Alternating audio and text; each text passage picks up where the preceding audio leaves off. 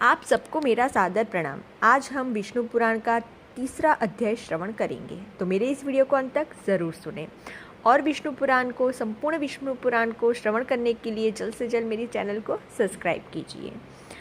श्री मैत्रेय जी बोले, हे भगवान, जो ब्रह्मा निर्गुण, अप्रमेय, शुद्ध और निर्मल आत्मा है, उसका सर्गादि का कर्ता होना कैसे सिद्ध हो सकता है। तब श्री पराशर जी बोले, हे तपस्वियों में श्रेष्ठ मैत्रेय, समस्त भाव पदार्थों की शक्तियाँ अचिंत्य ज्ञान की विषम होती है, उनमें कोई युक्ति काम नहीं देती। अतः अग्नि की शक्ति उष्णता के समान ब्रह्मा की भी सर्गादि रचना रूप शक्तियाँ स्वाभाविक है। अब जिस प्रकार नारायण नामक लोक पितामह भगवान ब्रह्मा जी सृष्टि की रचना में प्रवृत्त होते हैं, सो सुनो हे विद्वान, वे सदा उपचार से ही उत्पन्न हुए कहलाते हैं।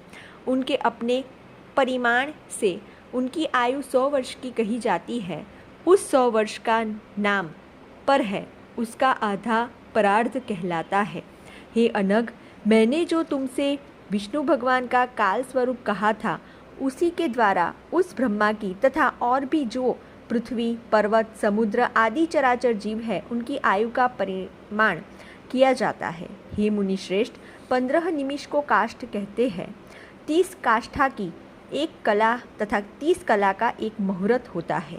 30 मुहूर्त का मनुष्य का एक दिन रात कहा जाता है, और उतने ही दिन रात का 2 पक्षयुक्त एक मास होता है। 6 महीनों का एक अयान और दक्षिणायन तथा उत्तरायण 2 अयान मिलकर एक वर्ष होता है। दक्षिणायन देवताओं की रात्रि है और उत्तरायण दिन। देवताओं के 12,000 वर्षों से सतयुग, त्रेता, द्वापर और कलयुग नामक 4 युग होते हैं। उनका अलग अलग परिणाम है, तुम्हें सुनाता हूँ। पुरातत्व के जानने वाले सतयुग आदि का परिणाम क्रमशः 4, 3, 2 और 1000 दिव्य वर्ष कहलाते हैं।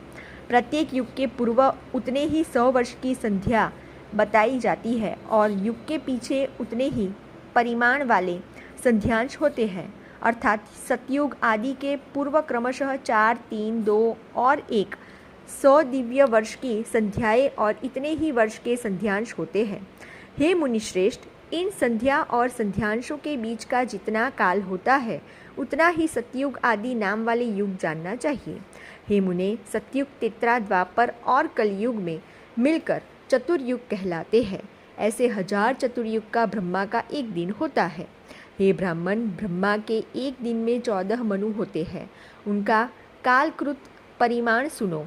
सप्तर्षि, देवगण, इंद्र, मनु और मनु के पुत्र राजा लोग एक ही काल में रचे जाते हैं, और एक ही काल में उनका संहार किया जाता है।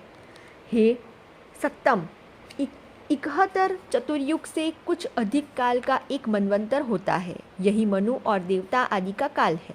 इस प्रकार दिव्य वर्ष गणना से एक मनवंतर में 8,52,000 वर्ष बताए जाते हैं।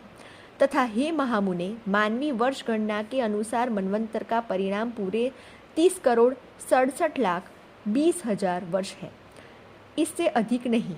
इस काल का 14 गुना ब्रह्मा का एक दिन होता है। इसके अनंतर नैमितिक नाम वाले ब्रह्मा प्रलय होता है। उस समय भ्रूलोक, भुवलोक, स्वलोक तीनों जलने लगते हैं, और महलोक में रहने वाले सिद्धगण अति संतप्त होकर जनलोक को चले जाते हैं।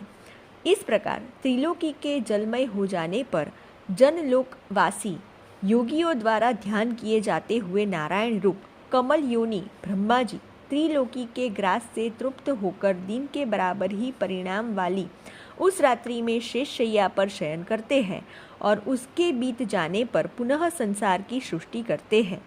इस प्रकार पक्ष, मास आदि गणना से ब्रह्मा का 1 वर्ष और फिर 100 वर्ष होता है।